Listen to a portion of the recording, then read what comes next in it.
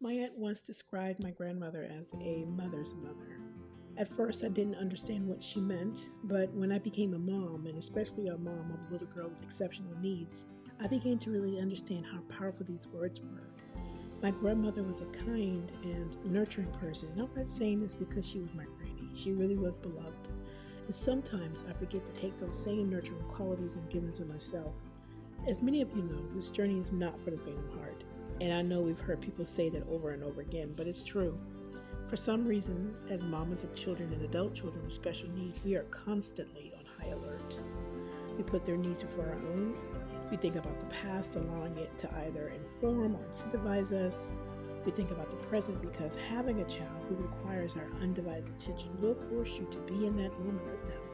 And we think about the future because what will the future hold for them? Will they be safe? Will they be loved? Will they be accepted?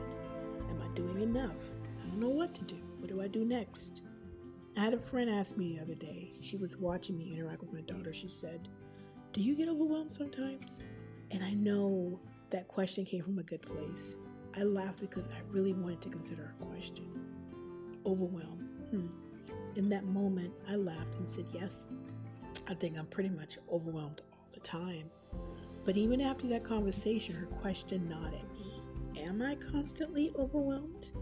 I looked it up, and overwhelm means to bury or drown beneath a mass, defeat completely. Another definition says give too much of a thing to someone, to inundate. While I know it may feel easier to tuck under the weight of the word overwhelm, and I know that there's this thing that we carry that no other mamas carry, right?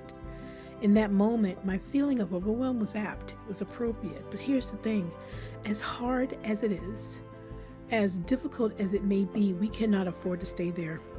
I used to feel so overwhelmed that I wouldn't move. I felt that nothing changed. There was little to no improvement happening with our situation, but I got to remind you today that there is hope.